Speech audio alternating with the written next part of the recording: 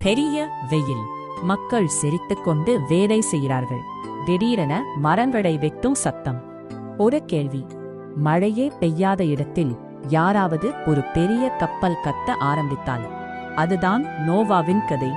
அவர் ஒரு சாதாரண மனிதர் இல்லை. அனைவரும் தவறான பாதையில் நடந்தாலும் சரியானதை தேர்ந்தெடுத்த மனிதர்.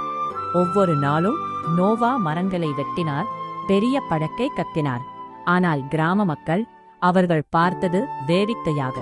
கிராமத்தவர் சிரித்து, நோவா, கடல் எங்க இருக்கு, படகு எதுக்கு? ஆனால் நோவா நின்றுவிடவில்லை. ஏனெனில் அவர் கடவுளின் வார்த்தையை நம்பினார். ஒரு நாள் அதிர்ச்சியான விஷயம் நடந்தது. தூரத்திலிருந்து 2 யானைகள், 2 சிங்கங்கள், 2 ஜிராஃப்கள், ஜோடியாக விலங்குகள் வர ஆரம்பித்தன. யாரும் அழைக்கவில்லை, ஆனால் எல்லா விலங்குகளும் வழி தெரிந்த மாதிரி வந்தன.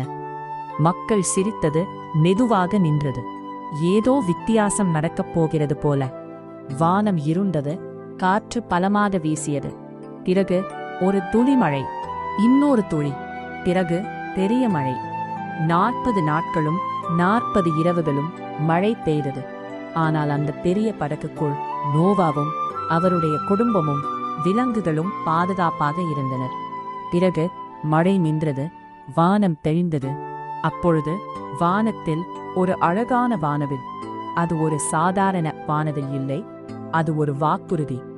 நான் உங்களை மறக்க மாட்டேன் என்ற கடவுளின் நினைவூட்டல். சில நேரங்களில் சரியானதைச் செய்வது வித்தியாசமாக தோன்றலாம். மற்றவர்கள் சிரிக்கலாம், புரிந்து கொள்ளாமல் பேசலாம். ஆனால் நோவாவின் கதை நமக்கு நினைவூட்டுவது, கடவுளை நம்பி நடந்தால் புயலிலும் பாதுகாப்பு இருக்கும்.